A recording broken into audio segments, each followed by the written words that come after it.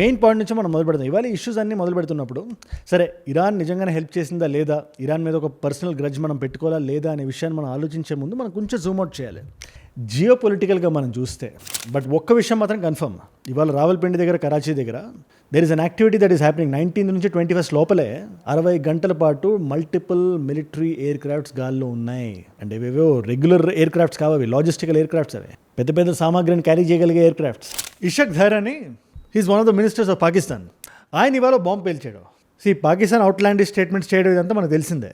అది కూడా భారతదేశానికి సంబంధించి వచ్చినప్పుడు మాడతారు అలాగా. కానీ ఆపరేషన్ సింధూర్ జరిగినప్పుడు కళ్ళు మూసుకొని పాకిస్తాన్కి ఏ దేశాలు సపోర్ట్ చేసాయి అనగా మనకు గుర్తొచ్చే కంట్రీస్ ఏంటి? చైనా వస్తుంది, టర్కీ వస్తుంది, రీసెంట్గా పోలాండ్ అని కూడా మనం వింటున్నాం. మనం పోలాండ్ కనెక్షన్ మనం మాడతాం వాళ్ళ వీడియోలో. మనం పోలాండ్కి పాకిస్తాన్కి ఏంటి ఆ బ్యాక్గ్రౌండ్ అదంతా. బట్ దానికన్నా ఇంపార్టెంట్గా ఇరాన్ మాకు హెల్ప్ చేసింది. అండ్ ఇక్కడ హెల్ప్ సపోర్ట్ అని కూడా మనకు రెండు గుర్తొస్తాయి. మోరల్ సపోర్ట్ లేదా నిజంగా ఏమైనా చేసిందా అంటే మోరల్ సపోర్ట్ కాదు, అది సబ్స్టాన్షియల్ సపోర్ట్ మాకు ఇరాన్ చేసింది అని ఇవాళ పాకిస్తాన్కి సంబంధించిన ఒక మినిస్టర్ మాట్లాడుతున్నాడు. అండ్ దీనికి ఏమైనా బ్యాకింగ్ ఉందా, ఆయన మనం సీరియస్గా తీసుకోవాలంటే ఆయన చెప్పిన విషయాన్ని మనం పక్కన పెడదాం. మనం హిస్టారికల్గా మనం చూద్దాం. ఇరాన్ నిజంగా పాకిస్తాన్కి ఇరాన్కి అంత సత్సంబంధం ఉందా అంటే 1965 యుద్ధం చూసినా, 1971 యుద్ధం చూసినా, పాకిస్తాన్కి ఇండియాకి ఏదైతే జరిగిందో ఇరాన్ పాకిస్తాన్ హెల్ప్ చేసింది. ఎందుకంటే ఒక సబ్స్టాన్షియల్ షియా ముస్లిం పాపులేషన్ మనకి పాకిస్తాన్లో ఉంటుంది. అక్కడ ఒక ఎలిజియన్స్ ఉంటుంది. ప్లస్ ఈ సెంట్రల్ ట్రీటీ ఆర్గనైజేషన్ అని చెప్పి నేను మాడుకున్నాం మనం వీడియోలో. నా వీడియోస్ డైలీ చూసే మీకు అర్థమవుతుంది. బట్ చూడండి వాళ్ళు చెప్తున్నాను. ఎలా అయితే ఇప్పుడు ఒక ఇస్లామిక్ నేటో ఫామ్ అయిందో అందులో సౌదీ, పాకిస్తాన్, టర్కీ ఉన్నాయి. బంగ్లాదేశ్ కూడా జాయిన్ అవుతానంటుంది. ఇది భారతదేశానికి డేంజర్ బెల్సా కాదా అనే పాయింట్ మీద మనం డిస్కస్ చేసాం మనం. బట్ ఇలాంటి ఒక ఆర్గనైజేషన్ ఒక 50-60 సంవత్సరాల క్రితం ఉండేది, సెంటో అనే సెంట్రల్ ట్రీటీ ఆర్గనైజేషన్. అందులో 2 key members are Iran and Pakistan. So they go way back. But అప్పుడు ఉండే సపోర్ట్ 1971 దాకా ఉండే సపోర్ట్ ఏదైతే ఉందో అది 2026లో కూడా ఉందా అంటే అంత లేకపోవచ్చు, కానీ ఎంతో కొంత ఖచ్చితంగా ఉంటుంది. కానీ ఇప్పుడు నిజంగా ఎంత సపోర్ట్ చేసింది, ఎలా సపోర్ట్ చేసింది, ఎక్కడి వరకు సపోర్ట్ చేసింది అంటే అది ఫైల్స్ ఏవైతే ఉన్నాయో డీక్లాసిఫై అయ్యే కొద్దికి మనకు అర్థమవుతూ ఉంటుంది. సో ఇవాళ వీడియోలో మనం ఏం చేద్దామంటే ఈ పర్టికులర్ టాపిక్ మీద డిస్కషన్తో పాటు ఇరాన్ ఒక సెంట్రల్ ఫిగర్లో మనం చూస్తూ, ఎందుకంటే ఇరాన్కి ఇండియాకి చాలా కాంప్లికేటెడ్ రిలేషన్షిప్ ఉంది. కొన్ని విషయాల్లో ఇజ్రాయెల్ కూడా చేయనంత ఎక్కువ ఇరాన్ మనకు చేస్తుంటుంది. ఫర్ ఎగ్జాంపుల్ కాశ్మీర్ మ్యాప్ ఉంటుంది కదా, అది ఫుల్ మ్యాప్ ఇజ్రాయెల్ కూడా చూపించదు, అక్సై చిన్న లేపి చూపిస్తుంటుంది. బట్ ఇరాన్ ఫుల్ మ్యాప్ చూపిస్తుంది కాశ్మీర్ది. టర్కీ లాంటి దేశం యూఎన్లోకి వెళ్ళి పాకిస్తాన్ కాశ్మీర్ ఇష్యూని వాళ్ళు డైరెక్ట్గా ఇన్వాల్వ్ అవ్వకపోయినా ఇది అనైతికాలైనా కూడా వాళ్ళు మాట్లాడతారు. వాళ్ళకి తెలిసి మ్యాటర్ కానీ మాట్లాడతారు. వాళ్ళు కాశ్మీర్ ఒక గ్లోబల్ ఇష్యూ లాగా 1000 years ప్రాబ్లం అని చెప్పి ట్రంప్ గారు ఏది పడితే అది మాడుతుంటారు కదా, అలా అనుకోండి.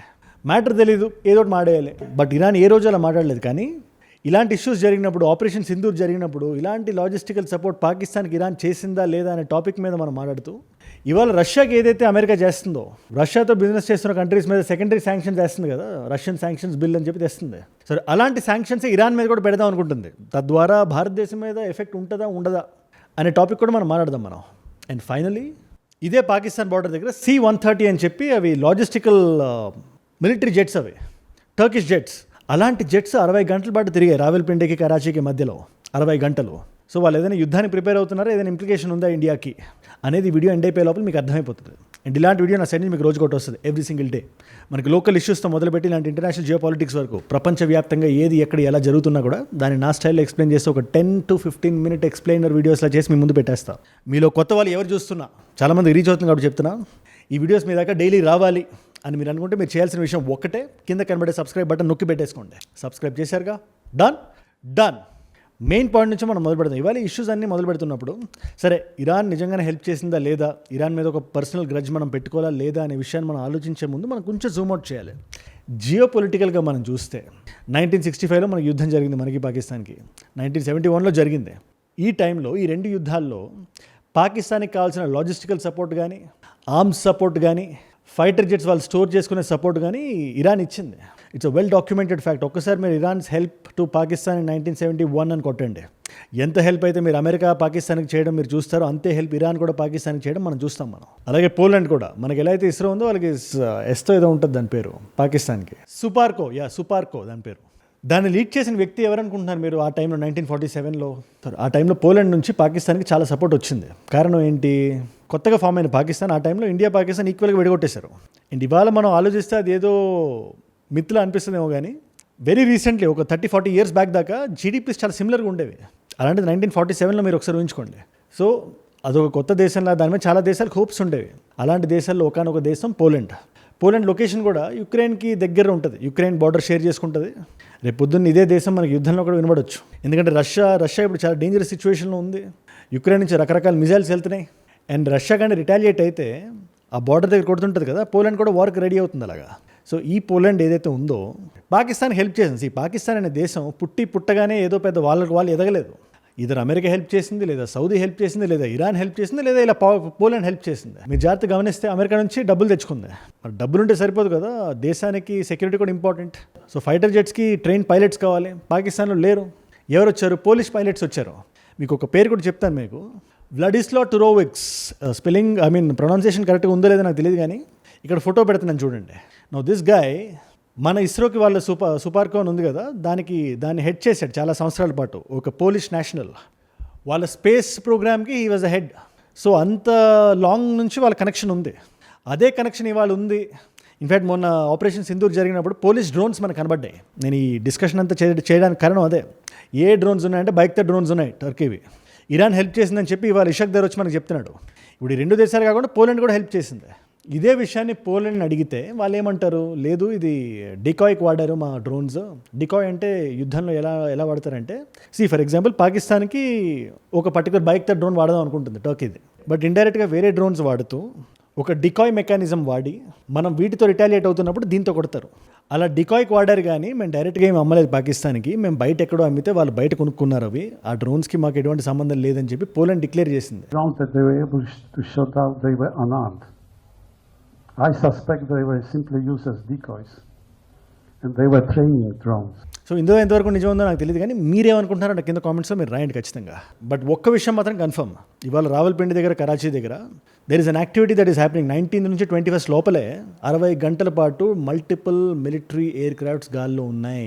అంటే ఇవేవో రెగ్యులర్ ఎయిర్ క్రాఫ్ట్స్ కావాలి, లాజిస్టికల్ ఎయిర్ క్రాఫ్ట్స్, అవి పెద్ద సామాగ్రిని క్యారీ చేయగలిగే air crafts. So something is of. మనం ఏమైనా చేయగలుగుతామా దీని గురించి? అవన్నీ C-130 జెట్స్ కదా. వాట్ ఈస్ ఇండియా డూయింగ్ అంటే, మనం at the moment we need to be careful. ఏమైనా డ్రోన్స్ వస్తే వాటిని డిటెక్ట్ చేయాలి, న్యూట్రలైజ్ చేయాలి, అవసరమైతే ఎలక్ట్రానిక్ వార్ఫేర్ చేయాలి, జామర్లు కూడా మనం పెట్టాలి. ఇండిజినస్ UAV సిస్టమ్స్ ఏవైతే ఉన్నాయో వాటిని డిప్లాయ్ చేయాలి. సింపుల్గా చెప్పాలంటే మనం ప్రోయాక్టివ్గా ఉండాలి ఎట్ ద మూమెంట్. ఎందుకంటే వాళ్ళు ఎప్పుడు ఎలా వచ్చి కెలుగుతారో మనకు తెలియదు. ఇది ఎలా అంటే, ఫర్ ఎగ్జాంపుల్ ఇప్పుడు మనం ఏదైనా కొంచెం గట్టిగా చేస్తే UN దగ్గరికి వెళ్ళి లేదా అమెరికా దగ్గరికి వెళ్ళి ఏడుస్తారు.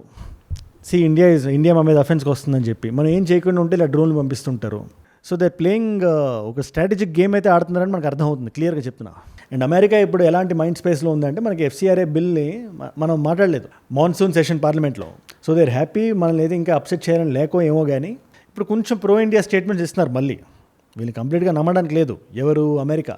సో ఇలాంటి టైంలో స్కాట్ బెసెంట్ వచ్చి ట్రెజరీ సెక్రటరీ, మనకి ఎలా అయితే నిర్మలా సీతారామన్ గారు ఉన్నారో అమెరికాకి, ఆయన వచ్చి లేదు ఈ మిలిటరీ ఆపరేషన్స్ గట్రా ఇరాన్తో చేసింది ఎక్కువైపోయింది, ఒక ఎకనామిక్ డీడే ఒకటి ప్రకటిస్తున్నాం మేము, ఈసారి లాగి కొడితే ఇరాన్ లేవకూడదు అనే మీనింగ్ వచ్చినట్టు ఆయన మాట్లాడుతున్నారు. ఆయన సింపుల్గా చెప్పాలంటే, ఇవాళ $1 ఇస్ 2.2 మిలియన్ రియాల్స్.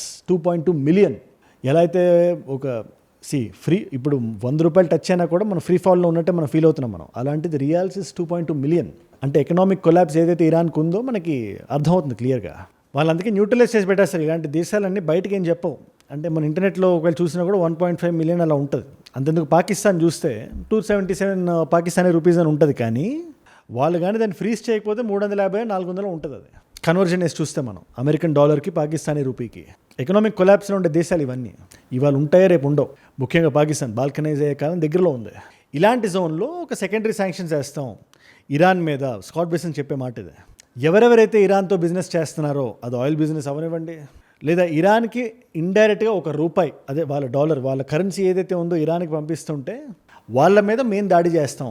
అండ్ అమెరికాలో ఎలా చెప్పకపోతుంది, అమెరికాకి అంత పవర్ ఎలా ఉంది అంటే, సింపుల్ ఆన్సర్, దీన్ని ఎక్కువ నేను లాగను కూడా. ఇప్పుడు అమెరికన్ డాలర్ ఏదైతే ఉందో వరల్డ్ ఓవర్ అది ఒక రిజర్వ్ కరెన్సీ కింద మారిపోయింది.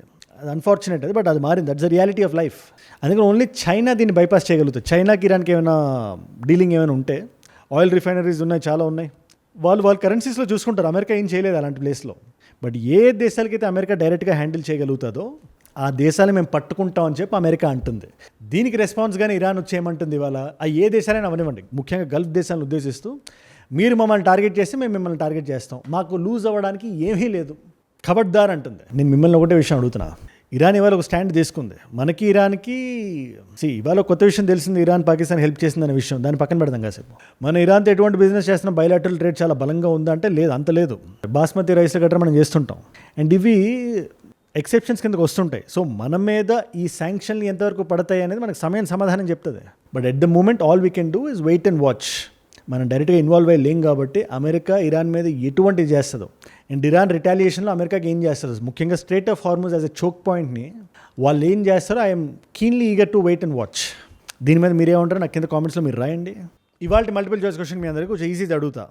ఇస్రో ఏదైతే ఉందో మన ఇస్రో, అది ఏ సంవత్సరంలో ఎస్టాబ్లిష్ చేశారు? Option A is 1947, option B is 1957, option C is 1969, option D is 1971. మీకు సమాధానం తెలిస్తే కింద రాయండి. తెలుసుకుందాం అనుకుంటే ఇన్స్టాగ్రామ్కి వచ్చేసేయండి, అజయ్ ఫ్రామన్ రాయండి. It's verified profile, tick mark ఉంటుంది, 1+ మిలియన్ ఫాలోవర్స్ ఉంటారు. మీరు టక్ అని వచ్చేయచ్చు. అక్కడ ఇలాంటి వీడియోస్ని రీల్స్లో చూడొచ్చు. నా లైఫ్లో నా చుట్టూ ఏమైనా జరుగుతున్నా, నాకు ఏదైనా వీడియో ఐడియా టాపిక్ మీరు ఇద్దాం అనుకున్నా కూడా ఇట్స్ అ గ్రేట్ ప్లేస్. డెఫినెట్గా అక్కడికి వచ్చి ఫాలో కొట్టి పెట్టేసుకోండి. అండ్ ఏజుడ్ గ్లోబల్ అని మీ నాన్ తెలుగు ఫ్రెండ్స్కి నా కైండ్ ఆఫ్ వీడియోస్ మీరు షేర్ చేద్దాం అనుకుంటే దాన్ని కూడా సబ్స్క్రైబ్ చేసి పెట్టుకోండి. అండ్ మీరు ఇక్కడ దాకా ఈ వీడియోలో వచ్చారంటే నా వీడియోస్ మిమ్మల్ని ఆకట్టుకుంటున్నాయి, ఒక వాల్యూ పొందుతున్నారు. Thank you so much for that. మీరు ఇస్తున్న వాచ్ టైం రిటెన్షన్ ఉంది కదా, ప్రాణం పెట్టి నన్ను పనిచేయడానికి, రోజు నిర్భయంగా నిర్మోహమాటంగా మాట్లాడడానికి నన్ను ప్రేరేపిస్తుంది, ప్రోత్సహిస్తుంది. దానికి మీరే నా ప్రేరణ, యో మై ఇన్స్పిరేషన్. ఇన్ఫాక్ట్ మీరు ఇలా డైలీ చూడడం వల్ల ఎంతమంది కొత్త వాళ్ళు రీచ్ అవుతుంది అనుకుంటున్నారు? అలాంటి కొత్త వాళ్ళు కానీ మీరు కానీ ఉంటే, నేను వీడియో పెట్టగానే మీ దగ్గర రావాలంటే మీరు ఏం చేయాలి? కింద కనబడే సబ్స్క్రైబ్ బటన్ నొక్కి పెట్టేసుకోండి. సబ్స్క్రైబ్ చేశారుగా, డన్. మీకోసం నేను వీడియోస్ పెడుతున్నా. ఇది సేమ్ జియో పొలిటికల్ ఫ్లేవర్లో ఉంటుంది. బట్ ఈ శాంక్షన్లు, టారిఫ్లు ఇవన్నీ కాకుండా కొంచెం గ్లోబల్ పాలిటిక్స్ లెవెల్లో ఏం జరుగుతుందో చూడాలనుకుంటే ఆ వీడియో ఇక్కడ ఉంది, క్రిస్టల్ క్లియర్ ఇన్ఫర్మేషన్తో. లేదు కొంచెం లోకల్గా జరిగిన ఇష్యూ మీద ఏదైనా చూద్దాం అనుకుంటే, చెన్నైలో ఒక ఇష్యూ జరిగింది. Everybody is talking about it. ఇవాళ అది నేషనల్ న్యూస్ అయింది, బిర్యానీ అనే టాపిక్ మీద. ఆ వీడియో ఇక్కడ ఉంది. మీకు ఏ వీడియో ఇంట్రెస్ట్ ఉంటే ఆ వీడియోని చూడండి. నేను మళ్ళీ మిమ్మల్ని రేపు ఇంకో వీడియోతో కలుస్తా. మనందరం కలిసి పెరగాలి, కలిసి ఎదగాలి. Let us all grow together. Let us all rise together. Rise above ignorance, rise above arrogance, rise above hate. ఏజుడ్ అంటే మనం. జై హింద్, జై భారత్, జై ఆంజనేయ. ఓం నమః శివాయ.